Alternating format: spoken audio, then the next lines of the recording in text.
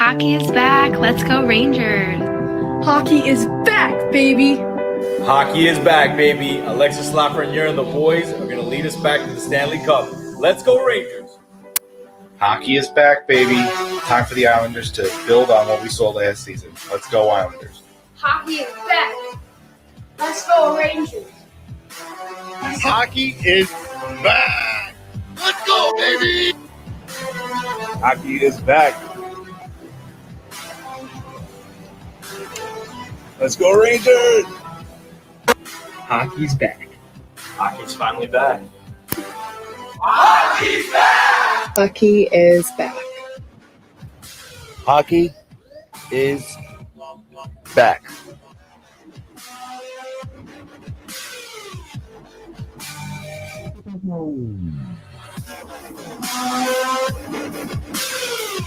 Hockey's back! Le hockey est de retour. Hockey is back, baby. Or as I say in my language, hockey is good. Hey, guess what? Hockey's back. Hockey Is back and we got you covered here on the Backcheck. Check back in with us. every Wednesday and Sunday.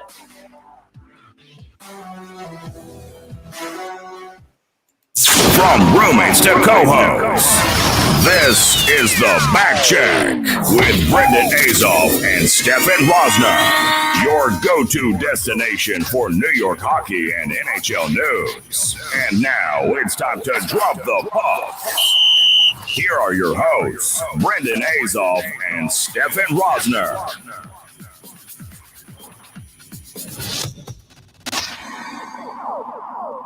And welcome to episode 3 of the Backcheck, everybody. I'm Brendan. With me, as always, is Stefen, and we got some hockey on TV right now. NHL action is on TV for the first time in what feels like forever, and it's the start of the 2020-21 NHL season. We've been talking about when it's going to happen. The date was uncertain at one point. We finally got that start date, and now it's just been a countdown ever since. And it's a good game on right now with Pittsburgh up 1-0 early on in the late on in the first, I should say. Actually, it's tied, Brendan. Oh, it is tied. You're right. I'm looking at the old score. I'm on a delay, like a real bad delay. Like I'm watching this in a different country right now. It is a tie game, and good because I have the over 5.5. It's great for you, but I mean, we're back. Hockey's back, and we definitely waiting a long time. And this game to start, Pittsburgh versus Philly. Heated rivalry. We'll see a lot of rivalry games this season, but let's get this show on the road. First, Brendan, for the first time ever, when we did our picks today, we both had the same exact pick. So if you want to just tell the listeners who we had tonight. Yeah, I don't think we're ever going to have the same picks again. No. It's very rare that we agree. And somebody had commented on my Twitter and said, yeah, I don't think you guys are going to have the same picks tomorrow, which they're not wrong. But, I mean... the Islanders are going to lose tomorrow. We already know that. But today we picked the Penguins to win this game, which was a weird pick for both of us to have because the Flyers are the favorite coming in. We picked the Maple Leafs to win. We picked the Lightning, the Oilers, and the Avalanche. So consensus across the two-man board here at the Backcheck. We will see if we go 5 for 5. Yeah, so let's get this show on the road. So probably the biggest news from last week is that Mike Hoffman, who was on a professional tryout with the St. Louis Blues, has signed a deal that is 1 year, $4 million. Now the question becomes, well, the Islanders could afford that. Other teams can afford that. Why did this happen? I think the safe reason that he wanted to play in St. Louis, and plus Tarasenko being out, he's got a hole to fill, but after season last year with 29 goals and 30 assists, he will definitely do that. And again, he wants to be in St. Louis. One of the most underrated snipers, I think, in this league. And a lot of it has to do with the drama that went on in Ottawa when he was there with Erik Karlsson and that whole situation that was very unfortunate. But since then, he hasn't really been talked about as an elite sniper. I remember on that Ottawa team, they were always like, Mike Hoffman's this up-and-coming kid. He can flat out shoot the puck. And nothing's changed. I mean, he had 59 points last season, 29 goals. The guy can score. So for the Blues to get a bargain deal on a sniper like that is huge for them. And I mean, going from a Florida situation, which he was loaded with weapons, he now goes to a St. Louis situation where it's very similar. Not the same high-end offensive talent, but he will definitely fill the shoes of Tarasenko, at least better than any option the Blues had currently on their roster. Yeah, and this makes me think about the Taylor Hall deal where Colorado offered him around this, and he declined it to join Buffalo because the money. Well, Hoffman did the exact opposite here. He found a place he wants to play where he thinks he could win, and he signs for a friendly deal. So, I mean, that's what you want to see in this sport. I know players want to chase money, and you can't bash Taylor Hall because he's probably going to have a great year with Eichel. He's not going to stay there, even though people really believe he will. I just don't see it. But good for Hoffman, and he gets that deal done before the season begins. And like I said, big shoes to fill, but I think he'll be able to do just fine. Hey, if he winds up putting up a lot of points next to Eichel, why wouldn't he stay there? That's an up-and-coming team too. I can't see him staying in that market. If he has a really, really good year, I feel like he's going to get a lot more somewhere else. And it's Buffalo, man. He doesn't just have to be good with Eichel. The team has to be good. If him and Eichel do great and they look terrible, it's just how many more years does he want to waste not winning? But I think the bigger thing is that, Mike Hoffman did the thing. No one expected a tryout.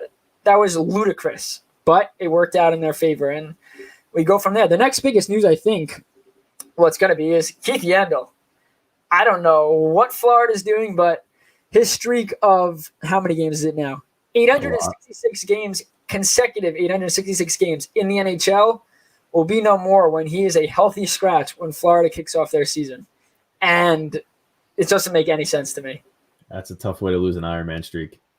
I know we had talked about Andrew Cogliano, and he lost it because of a suspension. By the way, BS suspension. First offense, knowing what was on the line, fine the guy. It wasn't like a ridiculous hit when I remember it was like, okay, borderline suspension, and the league did him dirty, but Keith Yandel can't blame the league. It's Florida, and apparently, he's talked with the media, and he hasn't heard a word from the media, from management yet. He said he's just going to show up to practice and hope he plays. But for a guy that was 5th on the team in points last year, and guys ahead of them was Dadonov and Hoffman, who are no longer there, what are you doing? Unless there was a falling out with management or he doesn't fit their system. But Keith Yandel seems to be a stand-up guy. His teammates love him. He's one of those characters in the locker room. He plays, I think, a little under 20 minutes per game. It just doesn't make any sense to me, especially for a team that was offensive-based, got lit up in the playoffs because their defense wasn't good, Bobrovsky wasn't good. Now you're not going to play one of those defensemen? Come on. I mean, it's a tough way to lose your Ironman streak when you're healthy, right? You think that the only way you want that to end is either an injury, which you don't want, or a retirement.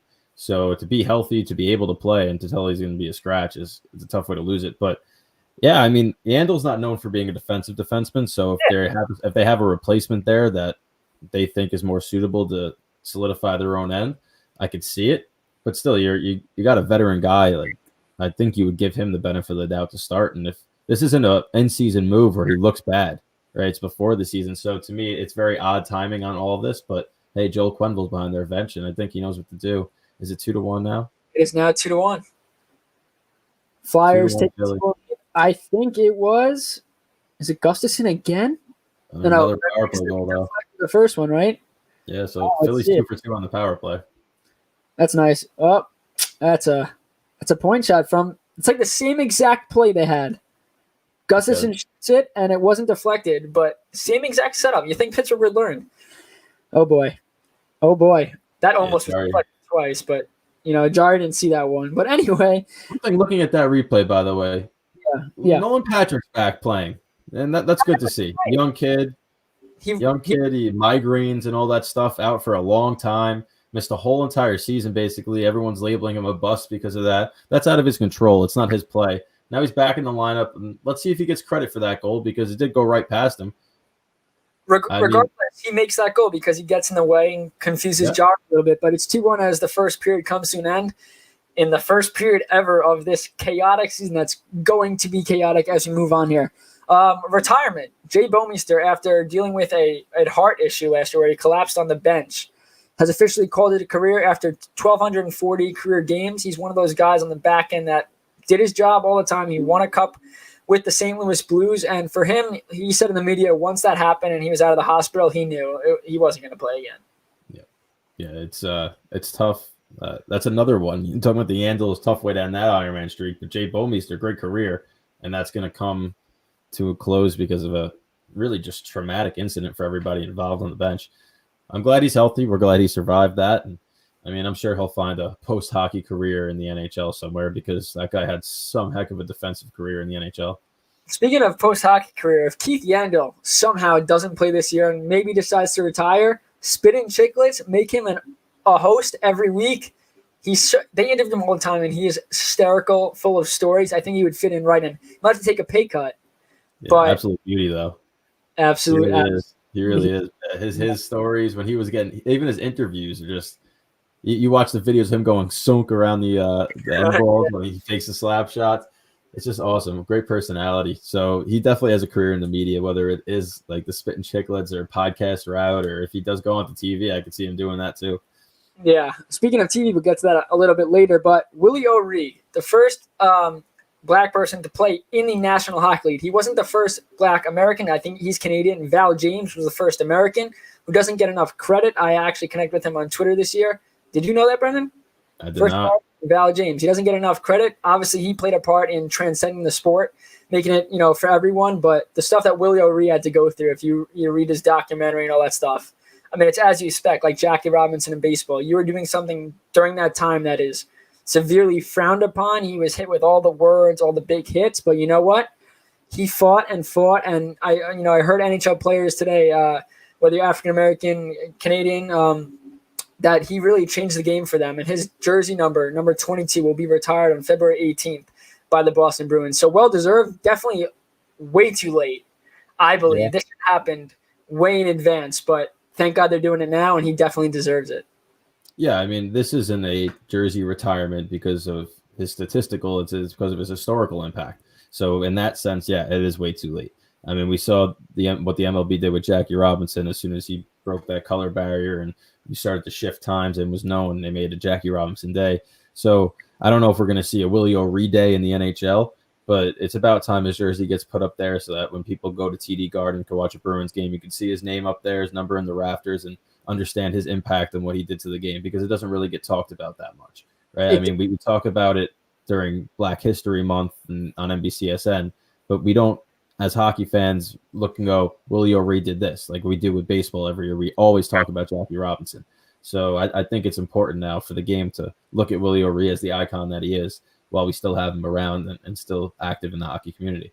And I think it's more important now than ever. Moving on, Brendan, you ever picture yourself $26.8 million in debt because Evander Kane is? And let me tell you, I told him last year, stop betting the Sharks. He didn't listen to me. This is what happens. You can't bet on your hometown team. They were terrible last year, and he paid the price. Obviously, I'm kidding. It's illegal for him to bet on his own team. But clearly, he has an issue because, Brendan, he's on the third year of a 7-year, $7 million deal. And, yeah, that's about, my math correctly, 3+ years of his salary just not his. He filed for bankruptcy. He's going to play this year. The San Jose Sharks Hockey Now website, they interviewed the head coach, Bogner, and he said he's going to play. So I don't know what this does for a locker room. I don't know. I mean, shouldn't you? He can't even hire a financial advisor because he has no money. Yeah, declaring bankruptcy is tough. I don't know what that whole thing is. I can't imagine being $26.8 million in debt because I can't imagine having $26, let alone $26.8 million. So I'm not sure how that process works for him. But hey, I feel bad for the guy. He's going to make his money back. I don't know how that whole bankruptcy situation plays out, especially when you have that much money. But you talked about it to me earlier. This isn't the first one. I know Rangers defenseman Jack Johnson had an issue with his parents, and he had to declare bankruptcy. So there's been a history of this in not only hockey, but professional sports. So it's not a rarity. He's not the first one. Obviously, money is something that everyone wants. And once you have it, it's hard to know how to use it, I guess, per se. So interesting situation. But when I got that alert, I said, how much? That's a lot. I mean, Brian Trottier was another one, and that was a tough time for him. He spoke about it as well. But you look back and, this is not the correct order of events. I'm pulling this deep from my brain from last year. I know he was sued by a casino because he hadn't paid back what he owed. I know he had domestic violence issues. I don't know what the off-ice antics for Kane. I don't know how that affects a locker. It can't be good because it takes attention away from your team and what you're doing when the focus should be on getting ready for the season when it's about a team. And hopefully he's made the most of his time in San Jose thus far with teammates, building chemistry, someone to help him out financially if need be. But, yeah, he was sued by not only the casino, but now his bank is going after him. It's just a messy situation. And given the year that this has been, this is the last thing the Sharks want to deal with, especially a Sharks team that is looking to vastly improve. And they're going to need Evander Kane to be that guy on offense.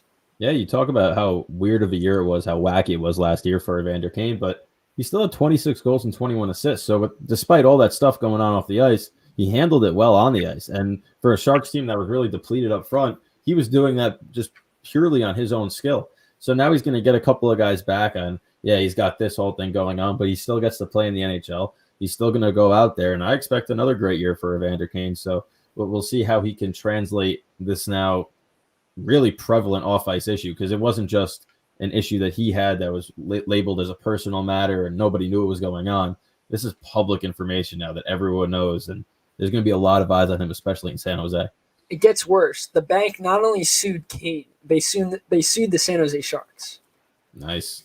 I don't know how lawsuits work. I don't know if that even move could work, but I think what they were trying to do, which they did, was get the attention of the team, because clearly if he's not going to pay, you got to look at his employer. I don't know how it works at this level. I don't know if anyone can sue someone and sue their employer for them not paying. It seems like a personal matter. But as always, let's move on. Corey Perry is waived by Montreal. Now, granted, we're seeing a lot of players waived strategically to figure out some stuff for finances, but Corey Perry is one of those guys that Montreal brought in to add a physical presence to the game. They have a lot of young players that are skill-based, speed-based. They need a guy like this in their lineup. And, I mean, we talked about it off air, too, is this guy was huge in the playoff for the Stars. I know he had the game-winning goal in overtime of Game 5. He took some questionable penalties, but he had 5 goals in those 27 playoffs for the Stars. Real big guy that does the little things as well. Obviously, he's not the Corey Perry we saw when he was dominating with the Ducks, with Getzlaf and all that. But there's still a guy that, as a veteran, could do those things to help a club, especially a Canadiens club that's looking to turn that page and become a force again in the NHL. Yeah, it's why sign him in the first place? Like, that's the thing. It's obviously his role is very simple. He's not going to be that 30-goal guy he once was. So if you're getting him there, similar to what the Maple Leafs did with Thornton, use him. So I was a little surprised when I saw that he was waived, but it shows the downward spiral that Perry has taken in a short time. When he was still in Anaheim, he was scoring. I remember that playoff goal he scored in triple OT against Talbot, and you were like, wow, this guy still got it. And he did. He showed some of that in the playoffs last year with Dallas. He still looked good, and then when the games mattered, he showed up. So I don't know why you wouldn't want that type of character on your team. He's not going to play 20 minutes a night, but he doesn't have to. He's a gritty guy. He's always been a gritty guy, so he's a good fourth liner. Weird move by Montreal, but they did have a great offseason. They do look like they're poised to make a push, at least for the postseason. I'm not sure if they're going to get there yet, but you would think that eventually somebody like a Perry would be integral in that. Yeah, I mean, he reminds me a little bit of an Ilya Kovalchuk, a guy that has shown skill in the past. Now, granted, they're a lot older now, but like you said, he's a gritty player, and in the playoffs, that does wonders. The question is, Montreal's got to get there first in the toughest division they've played in quite some time. Mike Milbury is no longer with NBCSN, and that was a positive move for the network just because, first off, the stuff that comes out of his mouth is ludicrous. It's just terrible. And they replaced it with Ryan Callahan and Moore. Dominic Moore is some guy that played for the Islanders, the Rangers. I know he had the year his wife died, that was with the Rangers, right?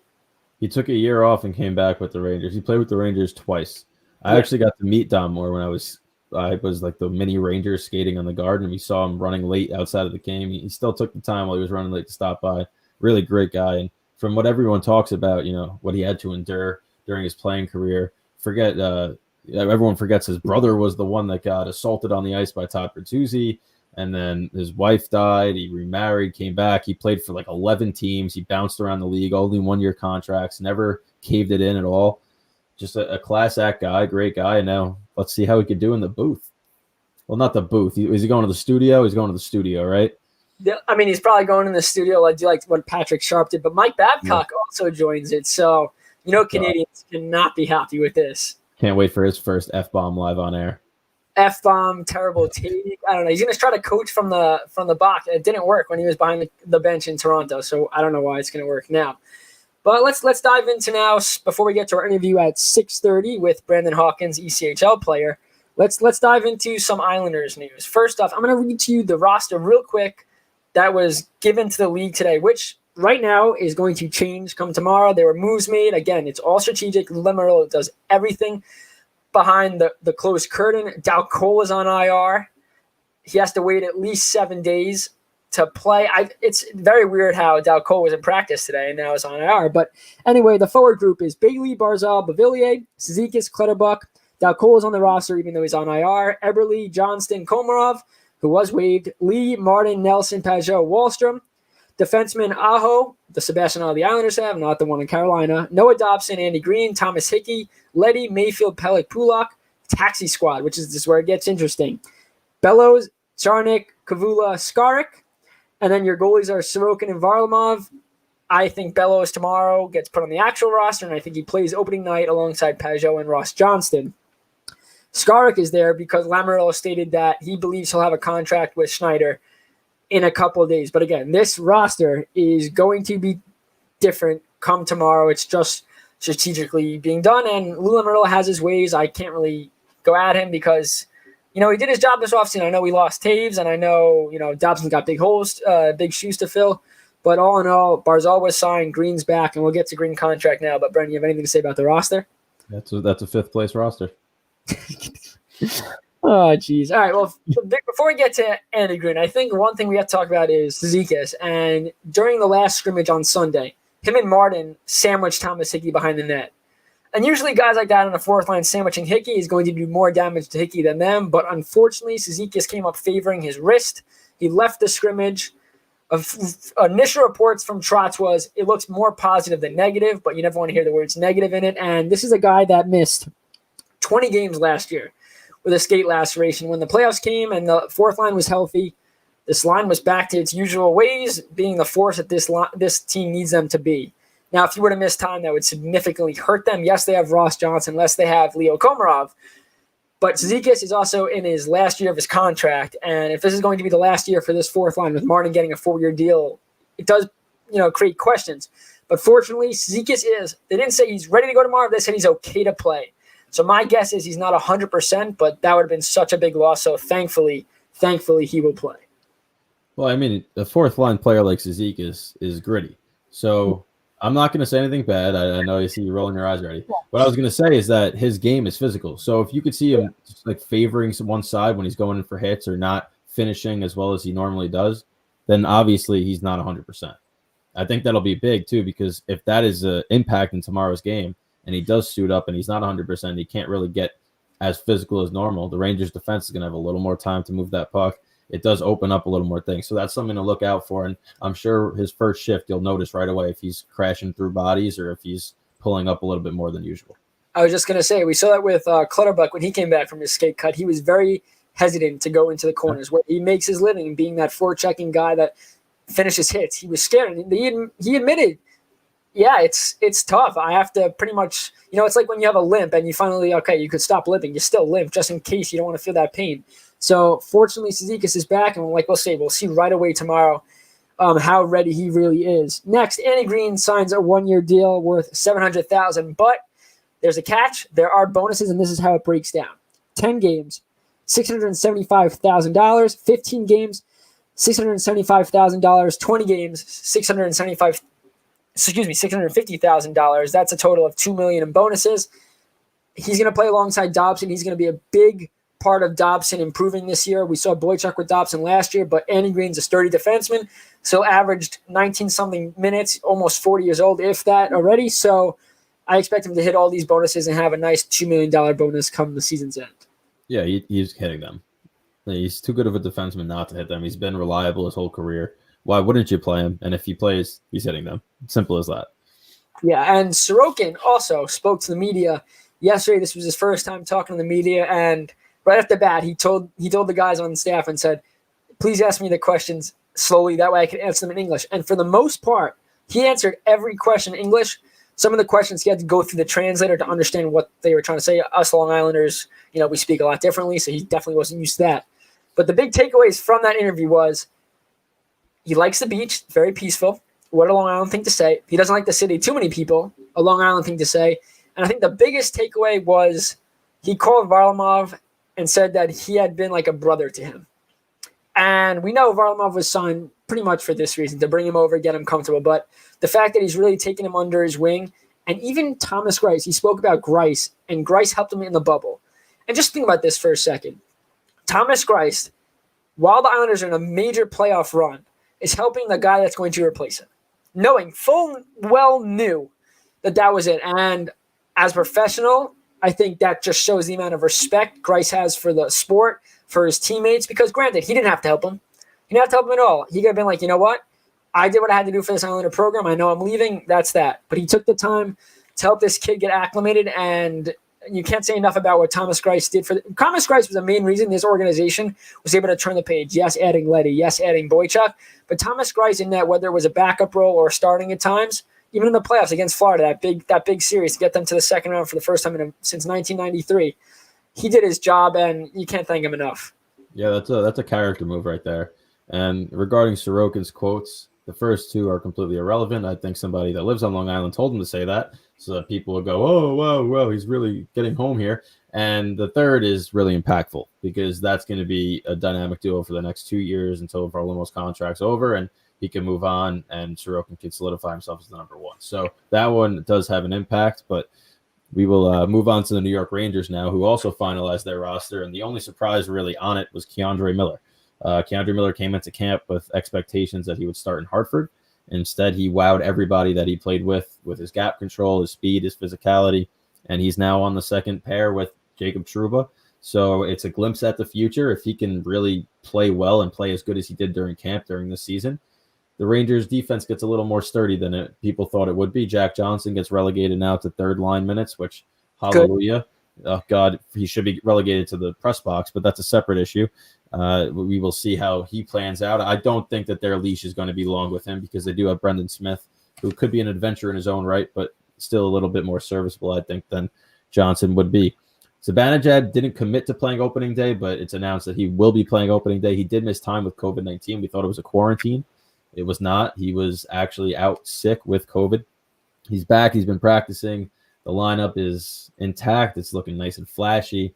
KZB line is cooking on top. Artemi Panarin, Strome, Kakko is the second line.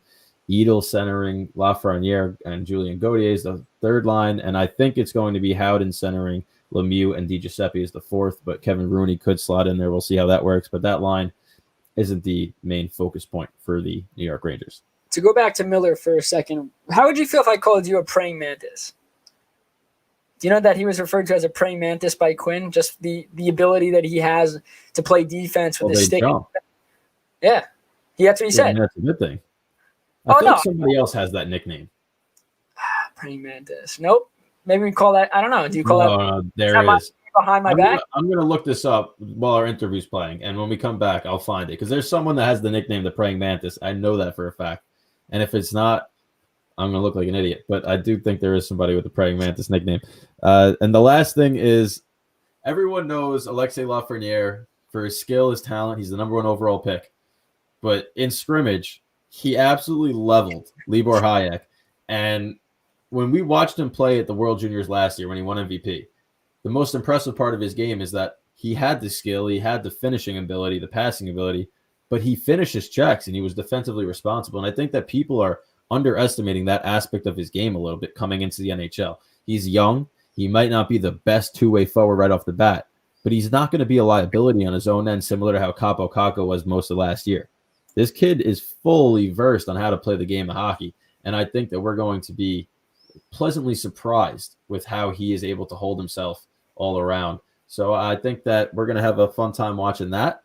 I think that the Rangers are going to be very competitive, and I think that opening night tomorrow is going to be something really special.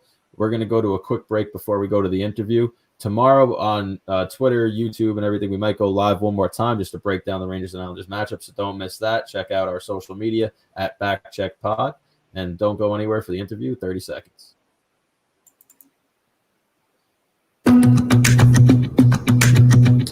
Hey everybody, it's Brendan here. Do you have old jerseys? What about old hockey equipment? Rather than throw these items out, our friends over at Alternate would love to have them. This nonprofit converts jerseys into reusable face masks, the same face mask the New York Rangers wore in the bubble this past postseason.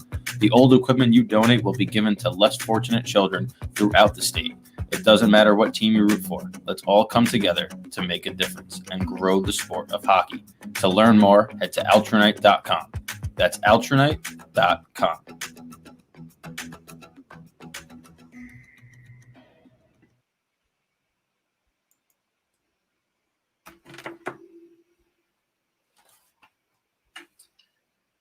All right, what's up, everybody? Welcome back to the Backcheck. Stefan and Brendan here, and we're joined now by Brandon Hawkins, right wing for the Fort Wayne Comets of the ECHL. Brandon, how you doing today? Good, boys. How are you? Doing great. Stefan, you want to kick things off? Yes, I will. So, start off, you're from Michigan. Did you grow up a Red Wings fan? Yep, I grew up a Detroit Red Wings fan through and through. My dad was good friends with the Hatchers growing up, and I played with Chase, so I was always around that atmosphere. So I had to be a diehard fan growing up. Well, I mean, that paid off when you were younger. The last couple of years, not so much, but they're looking to improve. Is there a player you watched on the Red Wings or someone else in the NHL that you tried to emulate your game after? Growing up, it would have been Brett Hull. I would consider myself to be a shooter, and I try to find spaces on the ice, the dead ice that he did when he played, and put myself in a position to score goals. And I followed that quite seriously when I was younger, and then now it's a little different. I try to emulate my game a little after Jamie Benn, now being a little more gritty, but still have the offensive ability to score. You get into the same type of altercations that Jamie Benn does every once in a while? If I have to fight, I'll fight. It's just depends on when and where. Exactly. So is that something that's allowed in the ECHL? I know a lot of our audience might not be familiar with the rules. Do they allow fighting in the East Coast Hockey League? Yep, same rules as the NHL. Fight 5-minute major, and then that's it. Come back. Awesome. So you started at the NCAA level. Well, I shouldn't say you started, but you played at the NCAA level, and you played at Bowling Green and Northeastern. So what was your favorite part about collegiate hockey? Take us through a little bit of that process for both schools and what that was like. So I ended up committing to Bowling Green out of North American League when I was 18 years old. And collegiate hockey in general is nuts because you go there and Bowling Green has a small barn, but the ceiling's low and they pack like between 4,000 and 5,000 people in there a night. So it's nuts every single night you play there. Like they have the student section is called the Bleacher Creatures, and they absolutely love hockey more than most of the players. Like that's how much fun it is. Like they make it such a fun experience there. And the people just in the town know who you are. That's the small town experience that I didn't really understand until I got there, but it was so much fun.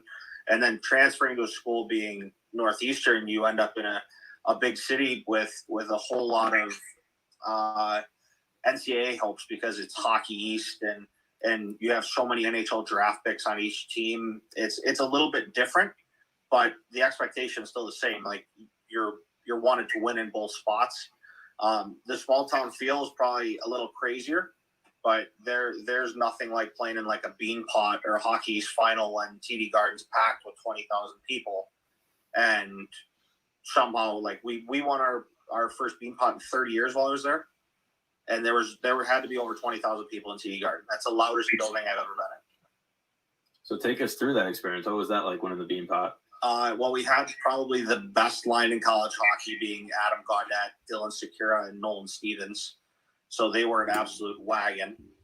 Anytime they were on the ice, it was usually a goal. So I would say they carried a lot of the team through that whole year. But going into the bean pot, like we kind of knew we had the team that we could win, but we had to get through Boston College, which was unbelievable that first year. Like say they had Sanford and different guys like that. So it was so much fun and such an experience. Like we got through the semifinal, going in the final, we're like, all right, we have a chance. Like, and Adam Gaudette put the team on his back and had a hat trick and just took us home. I guess when you got that type of talent, that's the kind of story, right? But hey, you were on the bench, you were on the ice with it, so you got to win it. Exactly. Who cares who scores? You got to win the bean pot. Exactly. He won the Hobie Baker, so can anybody really be mad? Exactly. I mean, hey, you got to do something to win that award. They don't just give that out to any chump. No. So, what current NHLers have you played against or with, and are there any good stories that come with it? Let's see. I grew up with Dylan Larkin, so I played with Larkin's brother, and I was around for the whole D-Boss era, if you want to say. Okay. And this was when he still played roller hockey. So his best friend at the time was Evan Gazinski, and they both started making those YouTube videos. But they were hilarious, and he was so good at that age. Like you knew he was going to be in the NHL at some point. Like his skating ability was that good when he was like 13, 14 years old. Like that's the scary part. But then, what was that? Do you still talk to Dylan from time to time, or it's more of just, you time to time when I'm home. We all play in this league called Eastside Elite, which is run by Steve Alexi. DeBrincat plays in it. Alexi plays in it. Wierenski, Lark when he gets the chance. A couple guys from the wings, Witkowski. I'm trying to think other guys that play in the league. It's been a couple years since I've been living in New England, but it's nuts. Like if you did a little background into Eastside Elite, like every year there has to be at least over 15, 20 NHLers in the league. So is it like similar to the Beauty League, like that type of setup? Or? Kind of the same setup, not as big as like having 4,000 fans a night for Summer League. Yeah. We play out of a city-owned rink, and there's like an all-star game and stuff, but it's high-end hockey. Like guys could get in shape for their season strictly playing in that. Like that's how fast it is. Have you played against any goalies that are in the NHL right now or played with? Well, Cam Johnson just signed with the Columbus Blue Jackets. I grew up with Cam. We won a national championship together playing midget travel hockey. We didn't even play AAA at the time. So like background myself, I didn't play AAA hockey really till I was my last year of midget, and then I got an opportunity to go play junior. But before that, me and Cam played together. Let's see, guys that played in the NHL or that currently play. I shoot on Jimmy Howard and Andrew Hammond all summer, all the time. They work with a guy by the name of Rob Liddell. He runs goalie coaches, and he's top notch. So I get to shoot on those guys all the time. But it really shows like their work ethic just working with him alone, because like the stuff they do is absolutely nuts. Do you take a step back when you're doing that and go, wow, I'm actually shooting against NHL caliber players? Does it hit you in that moment, or is it more just, I'm just practicing shooting and doing what I do? It's more of me just practicing what I do. And like a couple of years ago, I trained at a place called 2SP. All those NHL guys work out there. So like I'm around them on a daily basis, and we all know each other, and I have the utmost respect for every one of those guys. So it was kind of cool that summer that we all became like decently friendly towards each other. So it was now knowing these guys, working with them in the summertime, it's comfortable. Like there's no issues. That's awesome. So take us through your journey a little bit. Obviously, you go undrafted, but you power through and you even get to play in an AHL game. So take us through that. Let's see. I started out playing travel hockey in Michigan. I played for Troy Sting, the Rochester Rattlers, and the Summit Plastics, all travel teams, or what most people call AA hockey. And then my final year of midgets, I got an opportunity to play for Little Caesars, which I played as a defenseman. And I ended up I signed a tender to play in the North American League for the Texas Tornado. They're not a team anymore. They're the Fort Worth Brahmas now, I believe. I played that year as a forward. I won Rookie of the Year in the North American League and was drafted into USHL by Sioux City. But halfway through my null year, I committed to Bowling Green. So it was kind of just finding a niche, which my niche was shooting at the time. So once that happened, like I kind of put all into learning how to shoot. And I always shot the puck pretty hard. It was being able to shoot the puck at an elite level all the time, whether it was in stride or in different situations. And I finally took hold of that going into my first year junior. But playing an AHL game and everything like that, I got the end of my senior year with Northeastern, we went into the Hockey East final, and I kind of had an idea that I might get the opportunity to play in the AHL game, but I had a really good Hockey East final game, and my agent texted me and goes, hey, you have a pretty good opportunity to go to Wilkes-Barre after this is all said and done. And I mean, who wouldn't want to do that? Like a franchise owned by Mario Lemieux, you have Crosby, you have Tom Kostopoulos, who has over 1,200 professional games. Like the history behind everything there is nuts. And plus Stephen Alexi, who's like an older brother to me, played there and then was a Black Ace and won a Stanley Cup with Pittsburgh. So like it was a no-brainer to try to go and play there. And they welcomed me with open arms, and I think I played 5 or 6 games left in the season when I went up right after college. Yeah, I mean, we were interns at Bing last year for the Bing Devils, and every time Scranton came, like there was a little bit of a buzz. They do have that kind of aura that brings with it. But before I continue with the AHL, I want to go back because I missed one thing. You did have a transfer year, so did you have to take a gap between playing one season to the next? So when I transferred, I left in the beginning of the first semester, so I had to wait until the second semester started at Northeastern, in which I went there, and then I practiced for a full year from Christmas to Christmas. So really, I only got to play 3.5 years of college. All right. So how was that adjustment? Because obviously not playing in a game for a full semester is well, it sucks. Let's put it that way. But I mean, I had the opportunity to practice with guys like Zach Aston Reese and Secura and Gaudet and Stevens. So it wasn't too hard to get back in the swing of things when you're trying to compete with those guys on a daily basis. They push you to be a pro, and they were probably the biggest example of pros in college at the time. So I kind of just tried to compete against them on a daily basis, and that's what made me a better player and ready to play once the opportunity came.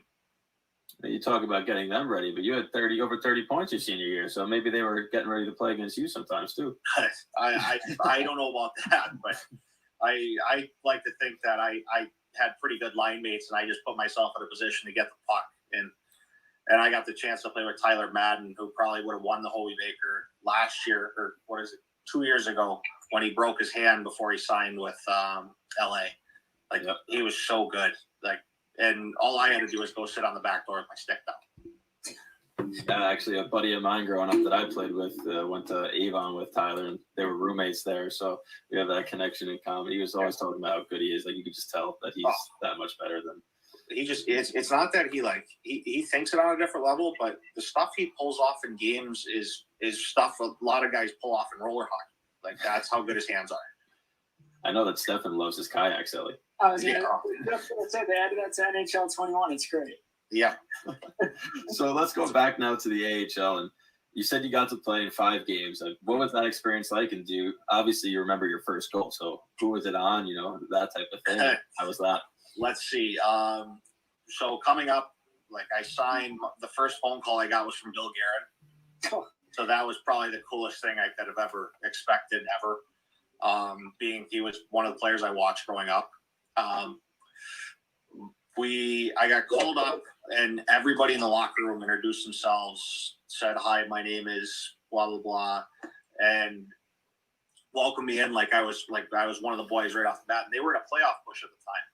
So I didn't really expect to come in and play right away. And they stuck me right in the first game. I played third line right wing, and I ended up playing with Joseph Blandisi and Joseph Camarosa. So Kramer is now on the Ice Hogs, and Blandisi is now on the Montreal Canadiens.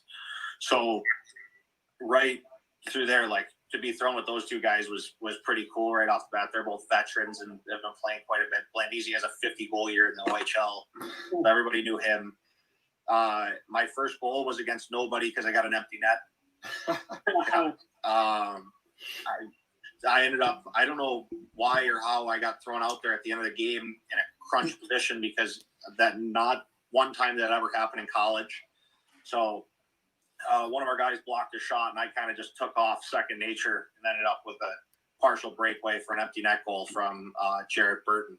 I think he plays for the Rochester Americans. And then I had a goal that next night. We played a 3-3. I had a goal that next night in Lehigh Valley. So I had back-to-back nights scoring. And it was unbelievable, because the Lehigh Valley night I scored against my freshman roommate, Mark Friedman, was on the ice at the same time. That's awesome. So hand him a dash while I'm out there. Definitely. You got that little bragging right now in your back pocket forever. Maybe, but he's got an NHL game, so I can't talk. You still got that goal against him on the ice, though. It's true. Pretty much going to how COVID, I know we talked off air about it, but going to how COVID's really affected you getting back and playing this year. So coming out of last year, I signed with Toledo. Toledo's close to home. I had a couple of buddies that play there. They treat their guys top notch, like an NHL club. And I was all for it, because I was playing with guys I grew up with, like Shane Bershback, TJ Hensick, Tyler Spezia. Spezia, you guys might know from roller hockey. And then after COVID hit, everybody was like, what's going to happen? So Toledo pushed back, and they were supposed to start later than everybody else. And then finally, we got in a position where they called us and were like, hey, guys, we're opting out. Like, that's the end. That's it. Luckily for me, I was living in New Hampshire with my fiance, and her dad owns a rink. They run the Northern Cyclones of the USBHL. He owns and runs that program. So I was skating 5 days a week as it was. So it wasn't too much of an issue for me. Like, I've been doing that the entire summer. And then I came back here to get ready, back to Michigan to get ready for the season with a couple of guys I know that are skating right here that are pros. And Toledo opted out. So I think within maybe 30 minutes of Toledo opting out, I got a phone call from Fort Wayne. And I couldn't say no. There's no chance. Like, Sean Sadlowski, I think he's played 10 years pro. He's like an older brother. He's played there every year, and he loves it there. So it was no question that I was going to take full advantage of the situation and go play there while I can. But at the end of last year, it kind of stunk because I tore my groin in wheeling and had to go through like 2 months of rehab with probably the best physical therapist in New England, being Pat Chigani. And he fixed me completely, fixed my stride, fixed everything, and then gave me the opportunity to play, and then COVID happened. So it kind of sucked, but in a way you got to battle through it, and I found a place. So hopefully it all ends up working out, and we get there at the end of the month and finally get to start playing. So when does your season start up? February 12th, officially. All right, so you guys got how many games this year now? We're going to end up playing 50 games still. All right, dope. So you got a full schedule pretty much. I mean, yeah, not full, but a jam-packed, kind of like the NHL type season. And there's going to be a lot of 3-3s. Yeah, definitely. We wish you the best of luck in this upcoming season. Oh, well, thank you. Hopefully it ends up being a great one. Yeah. Last question. What's your take on the division realignment for this NHL season? Are you happy about it? Do you like it? I love it. I think it adds some spice to the teams. Some teams are going to get to see teams they haven't seen in the previous seasons, and it's going to be a lot different for the average watcher of hockey. Like, it could be more entertaining. I mean, I like the idea of bringing the Detroit-Colorado rivalry back. I think that would be cool. I feel like the East Division is going to be absolutely nuts with Philly, Boston, New York, like that. It's going to be nuts every night. Every single night there's going to be top-notch elite hockey. I think somebody tweeted out there's going to be 116 days. It's 116 days consecutive with NHL hockey. Who can argue with that? Yeah, we're ready to go for that. It's been too long. Oh, I agree 100%. So you got a cup pick? Who do you think is going to take it home? I'd be silly to say that Philly doesn't have a chance to take it. Like, they're an absolute wagon as they were last year. But at the same time, I could see Vegas taking it home or Tampa again. I mean, three legitimate options right there. Yeah. To me, the only one that got left out is Colorado. I think that adding Saad, they're a different breed too, offensively at least. They were already stupid fast, and they got faster. Yep. I know one of my dad's buddies is the AGM there, and he was telling me watching McKinnon play on a daily basis, just you can't imagine how fast his hands move, how fast his feet move. It's unreal. He has speed skater feet with hockey player hands. Like, it doesn't make sense. And sometimes it moves too fast for him. You can see him kind of cross himself up. You can't realize how fast his hands are moving. Yeah, but then he gets to the outside, and nobody catches it. No, he's four steps past anybody that tries to catch it. Yeah, it's a joy watching all these guys play. But him, McDavid, you see just another gear to their game that's just not touched by anybody else. Every time they touch the puck, it's a scoring chance. Yep. Imagine being that good that you cross yourself up. Like, just think about that for a second. Like, you're that good that you're confusing yourself. That's just crazy. No, especially for him with that speed. Can you imagine he crossed himself up the wrong way? I think he'd hurt himself. Yeah, well, he almost did that.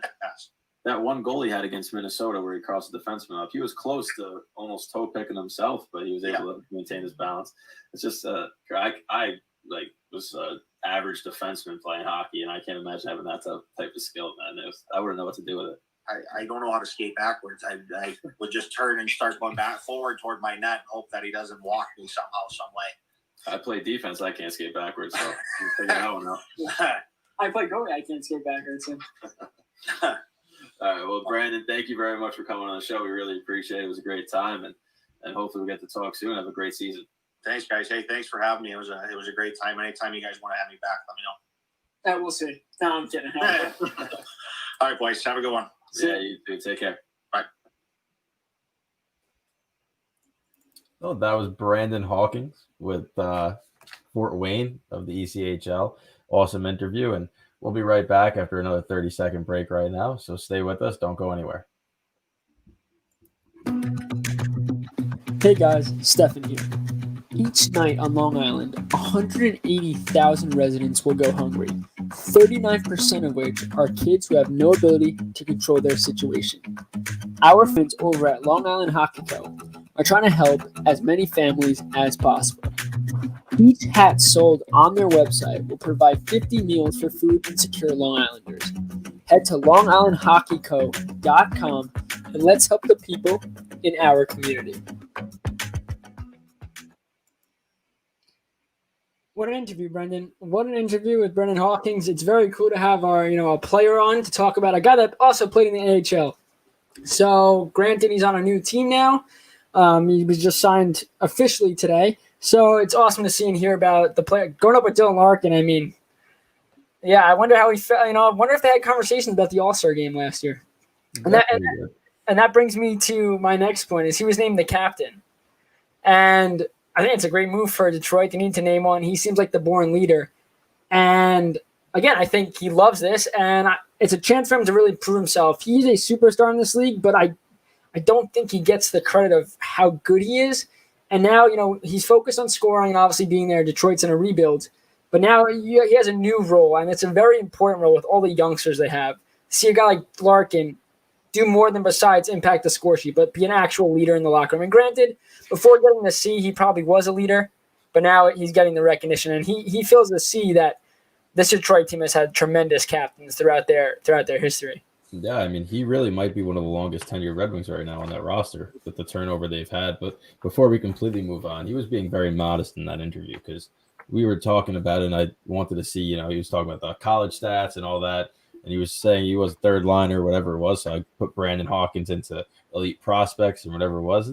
Over 30 points twice in his NCAA career in 40 games. That's not a small feat. So he's a solid NCAA player. He got his chance, scored a couple in the AHL. And I mean, that was just an awesome time talking. Great guy. And yes, but to your point now, Dylan Larkin, obvious choice there for the captaincy because of what he's done for that organization over the last 5-6 years. He's been through the motions with them, right? So now you're going to let him lead that rebuild is basically what they're saying to him. And he's got all the skill, right? I mean, he still hasn't clicked 100% to what we thought he would be his first rookie year when he was flying around the ice and finishing it off. But the team that he was on then compared to the team he's on now is a little bit different too. So we will see how he starts to build with these young guys because the amount of offensive talent they have coming in is unreal. So during that interview, Carter Hart coughed the puck up right to Sidney Crosby, who shows that he is still Sidney Crosby. Doesn't matter what year, Crosby will do Crosby things. But the more important thing is, on the third goal of the game, the second one for the Flyers, Nolan Patrick was given credit for the goal, and that is just great for him. Because, again, he really hasn't had the opportunity to prove himself in this league. And game one, to get off to a start like that, it's got to mean so much to him and his teammates. It's just great to see. Yeah, that's a big Gino to get right off the bat there. Kind of wash away all the emotions from the last year and a half. But so good for him. There was also something I was watching. He's been playing the rest of the shifts, but Jake Gensel got popped. He did get popped. Was that by Couturier or Voracek? I don't know who. I think it was Voracek. I saw a 3 in the number. I saw 9, so I think it was Voracek. So it was by the end wall, and he got a kind of shoulder head first into it. He's still breathing heavy on the bench, so that's something to look out for.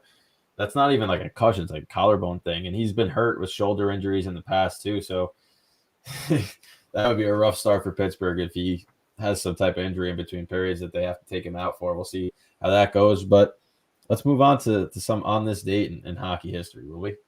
Yeah, so, Brendan, as always, we have some tremendous dates. And when I looked up this first one, I thought I clicked the wrong sport. But we started off with Babe Ruth.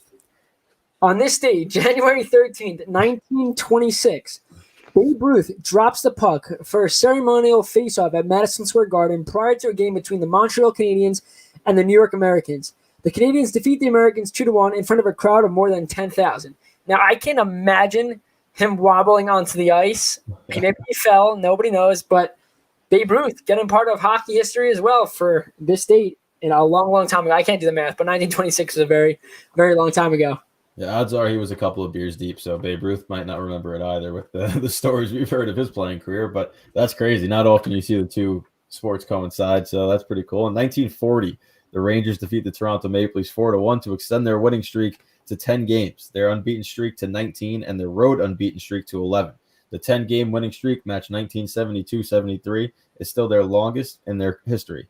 Goaltender Dave Kerr, extends his personal unbeaten streak to 19 games, a Rangers record that still stands in 1994, which Richter is kind of good at that. But what can I say? Another week goes by, another winning streak on our. I was just gonna say, you don't have to apologize. I know it said Dave on the sheet, but I guarantee his birth name's David. I was just I saw Dave and I just assumed. So you know what they say when you assume. But the year 1940 kind of rattled me because that's all Rangers fans heard until 94 was 1940. It took them 54 years to win a cup, and we're on the same pace now. So good job, boys. Same pace, same 54-year pace in between cups. Gotta love it for Rangers fans. Stop. You're not 54 years away. I mean, they're closer to 54 than they are 0. Is that true? Their last cup was 94. It's 26 years. Yeah, you're right. They're close. It's 1 year away from being halfway in the middle. Yeah, but you're right. They are closer. I'm telling you, it's been a long time. How about being an Islander fan? 70, we're talking 80, early 80s, so that's a very long time as well. But I'm not, so who cares? The Islanders can never win a cup, and I'll be very content. So if you had an option of, the Rangers won't win a cup in your lifetime, you would rather die than see the Islanders win one. If somebody told me the Rangers were not going to win a cup in my lifetime, my next question would be, will the Islanders? Yes. So it would pain you. It would pain me watching the Islanders win a cup if the Rangers did not. So honestly, Brendan, I hope in the last year of your existence, the Islanders win the cup, and that's what kills you. I mean, that would be fine as long as I saw a Rangers cup before that. Yeah, well, let's move on. Once I see a Rangers cup, that becomes irrelevant. Yeah, I don't care if the Islanders won. I saw my Rangers cup. I just want to see one. Oh, I would love to. I would love to see one as well. That's not in the video game. So don't do that with your mic again. That's very annoying. Anyway, 1979. The Triple Crown line plays together for the first time in the Los Angeles Kings' 7-3 victory against the Red Wings in Detroit. Center Marcel Dion scores 4 goals, including a 305th NHL career, playing between right wing Dave Taylor and left wing Charlie Simmer, who gets the spot 2 days after being recalled from the minors. Taylor scores a goal, and Simmer contributes an assist. Nothing more you can say about that. That's just dominancy. It's a paragraph right there. In 2006, Capitals rookie Alex Ovechkin scores all 3 goals in a Washington 3-2 victory against the Mighty Ducks of Anaheim at Honda Center. Beautiful place. We went there for hockey. In his first NHL hat trick. Ovechkin gives the last place Capitals the win when he beats John Sebastian Jaguar. That's a throwback of a name. At 3:04 of overtime for his 30th of the year.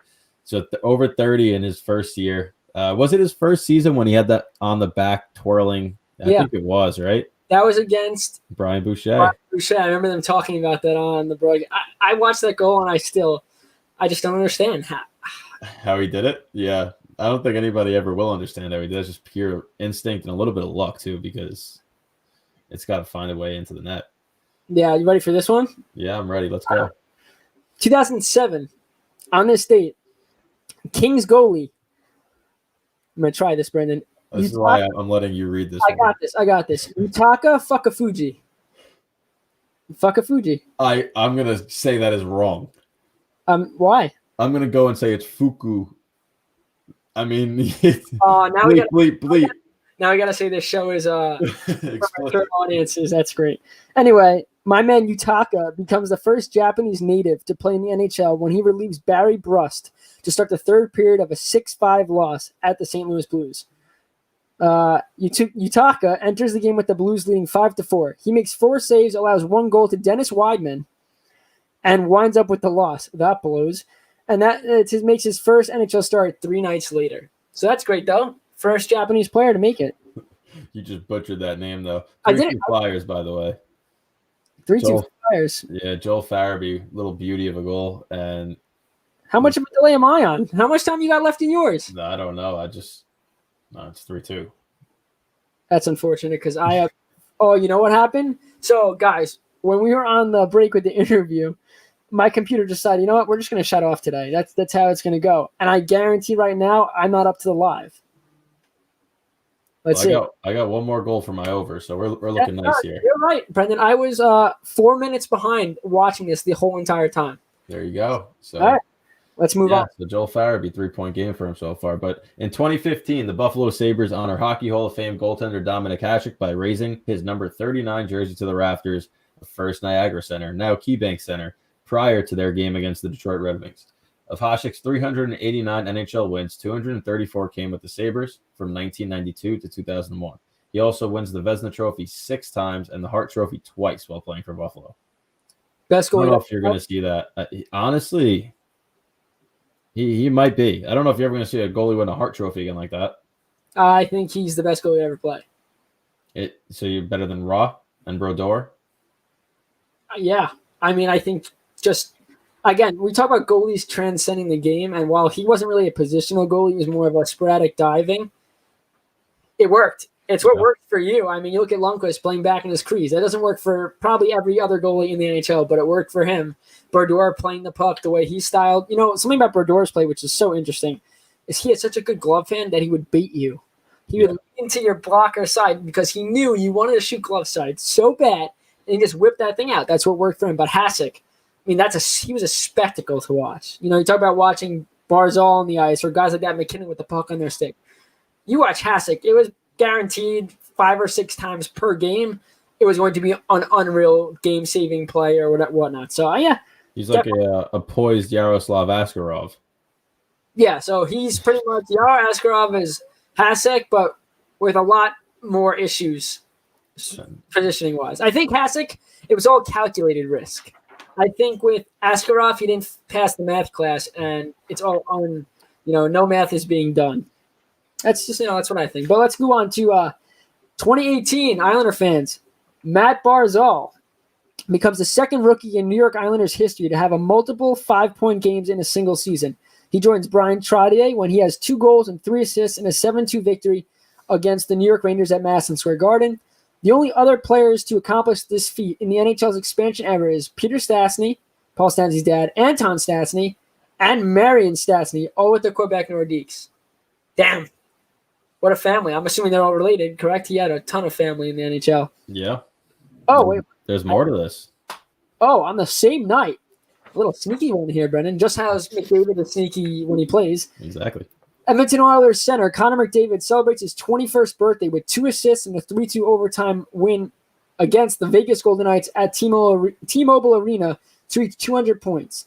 The Oilers end Vegas' home winning streak, 7 games, and point streak, 9-0-1. Hey, that's pretty good. A lot of streaks going on here. I mean, that happens on the same night that Barzal does it. That's pretty cool. Yeah, you don't usually see that, but hey, one of them's a lot better than the other one. All right, let's close this show out. I know everybody wants to go watch hockey. I know we want to go watch hockey too, but first up, Brendan, we have a couple more. What's left on the schedule tonight? Top of my head, what's the next game? There are none. This is the only one, and we're missing it. That's a lie. There's a lie. No, we got the Maple Leafs playing the Canadiens at 7:30. We got the Lightning Blackhawks. We got the Edmonton Oilers and Canucks at 10, and then at 10:30 we got the nightcap with the Avalanche and Blues, which is going to be an absolute wild tilt. The last time they played was Nazem Kadri with no time on the clock, I believe. Yes, yeah, you are correct. So I took the under in that game, feeling a little risky. So how's your bet looking right now? So this over is probably going to hit. Knock on wood right now, Stefen. I'm hollow. Oh, Stefen. Yeah, so I got the over, the under. I'll find it for you. I'm trying to think what else I took. I took the Lightning by the spread. Okay. And definitely doable, but I feel like that's a trap a little bit. It's definitely a trap, but I like them. It's a trap. And I took the Maple Leafs money line, which scares me more than the Lightning spread. I mean, that's tough. I feel like all these Canadian games, I know, I feel like they're just going to be close tough battles. I know every other game in each division is tight given the situation with the standings, but I don't know. Canada just a different animal. But, to end the show, speed skate, we're going to go over the Hart Trophy, Vezina Trophy, and Calder Trophy winners that we project. And the great thing about hockey is that anything's possible, but I'll kick it off. Hart Trophy for me, Nathan MacKinnon. I'm going to go with him. I think this is the year. He is such a tremendous player, and if he could stay healthy, given Saad as a weapon, the weapons they have on Colorado, the ability that he has with the puck on his stick, I just think this is going to be the year. And I think, Brendan, you agree with me. I did. I think McKinnon is too good. I think the snub last year, which I do think he was snubbed, kind of ticked him off a little bit. And now like you said, you add Saad. They're as deep as any team offensively. They might be the deepest. And I just think that they know now is the year, right? They have everything together. They're all healthy. They still don't have that fan pressure.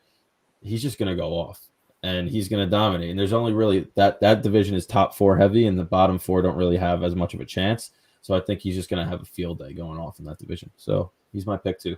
So based on what you're saying about divisions, this is why I went with my Vezina choice. I'm going with Vasilevsky. I think there are Tuukka Rask, great option. Hellebuck is going to have a tough time, but there are other goalies in the league that could have better years. I just think if Vasilevsky plays the way he played last year, going against weaker opponents, I think it's just an advantage for him. I think that's why he takes it. I agree with you, but I didn't want to have 2 straight picks that we agreed on. So I went with the little outside candidate and Robin Lehner. I know that they're expected to split a little bit, but I feel like it's going to be Lehner's crease. And the way that he looked in the playoffs with them, how many shutouts he had, how locked down Vegas was in front of him. They add Pietrangelo out of that defense. It's a good group, and they're in that same Colorado division. So I think that they're going to be a very good team. They might be 1 or 2 flip-flop with Colorado. And if they're going to beat out Colorado for that 1 seed, I think Lehner is going to be a big part in that. So I could see him making another Vezina push, similar to what he had at the Islanders.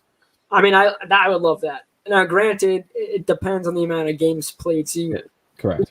Because I do think that we're going to see a lot of goalie split time. I think this gets to your next point for the Calder. You could start it off with who you think is going to win Calder, and then I'll banter with you.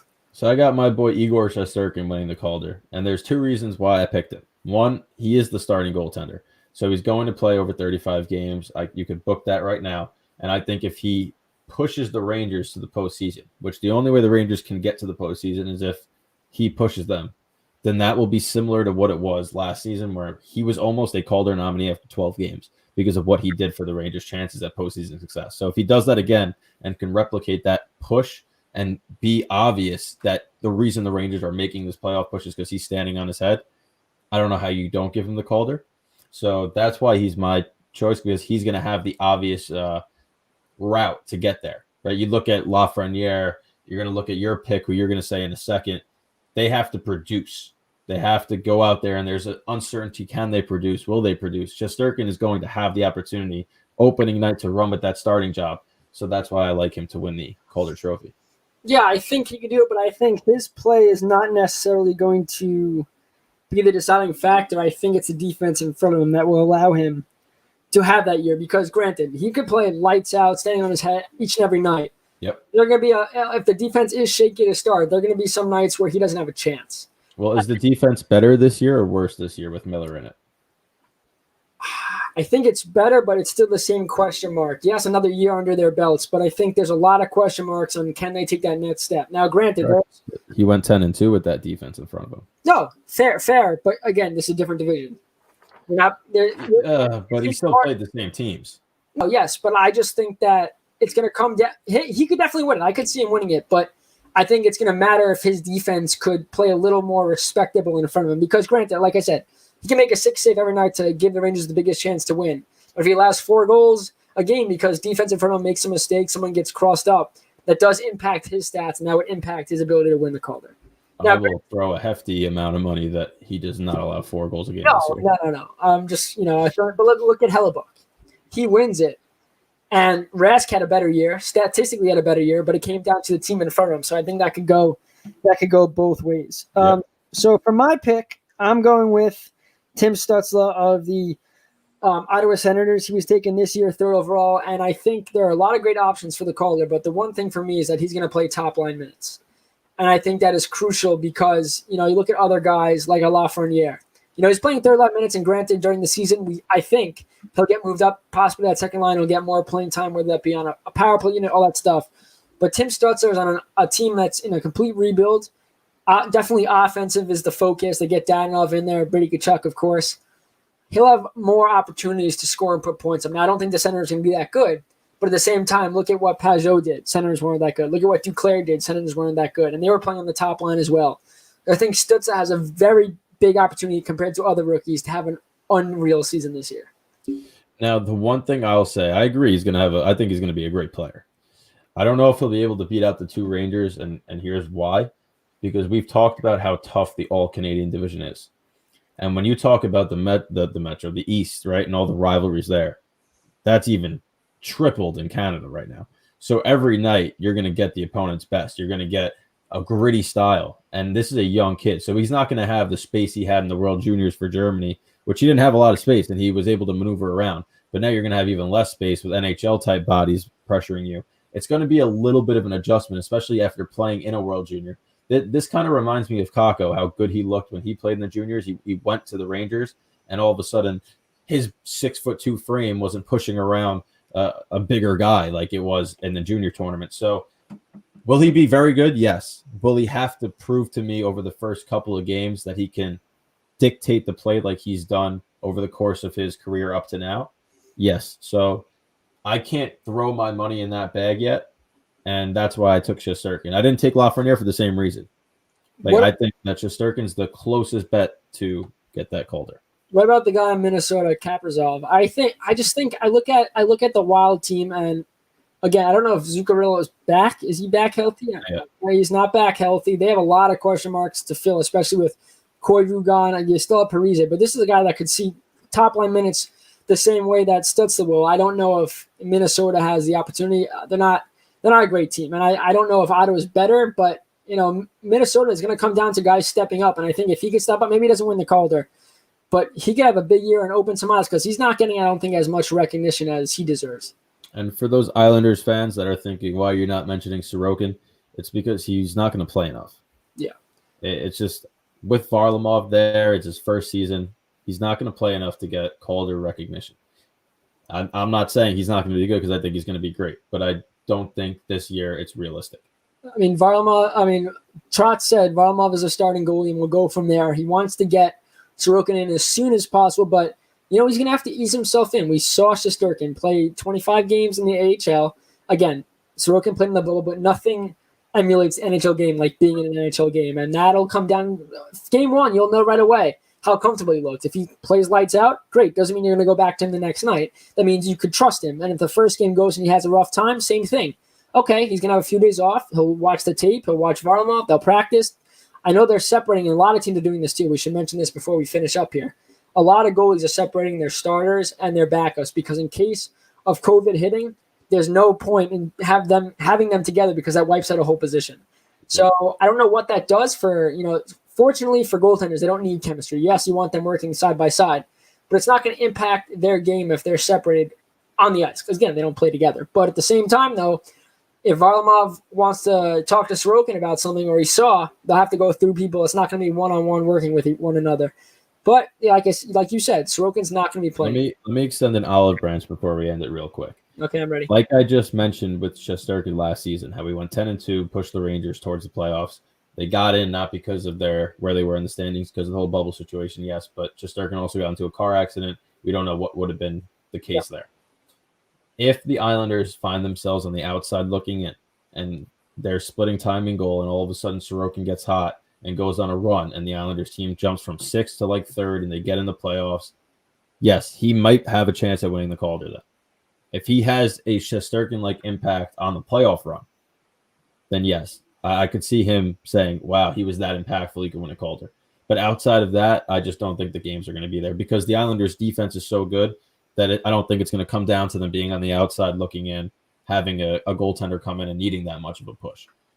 Yeah, I really hope that's not the case, but you make a good point. We saw it with Talbot running in New York when Lundqvist went down. But Brendan, that's it for tonight, and I think that it was another exciting episode. Hockey's back, but share the big news for Sunday coming up here. We got a great guest coming on. Oh yeah, so I had the pleasure of having a conversation with Dan Rosen, who everyone knows, NHL.com writer. He had a mailbag. I said, "You got any advice for me?" And we've been talking ever since. And he's coming on this Sunday. So we're not live this Sunday. It's the only day that he can really fit into his schedule. The Rangers are off that day. Obviously, they play the Islanders on Saturday. So he's going to come on. We're going to have a great interview. It's going to be on Apple, Spotify, wherever you listen to your podcast, you can listen to it. And definitely you want to go download that, subscribe to our podcast so you don't miss it, because it's going to be a great interview. We're going to get some amazing insight and just an awesome guest to have on. Definitely. And stay tuned tomorrow. I don't know if we decided what time yet we'll be coming on. I know you work, Brendan. I'm unfortunately unemployed at the moment, just writing and doing my thing. But definitely look out tomorrow. We'll have the interview posted. We'll have highlights from this episode posted. And we will also talk some Islanders Rangers at some point before tonight's game. So everybody, as always, thanks so much. And we'll let the great voice take us away. The Backcheck is your one-stop shop for NHL news and all things Rangers and Islanders. Thanks for sticking with us for this edition of The Backcheck. Follow the show on social media at Backcheck Pod.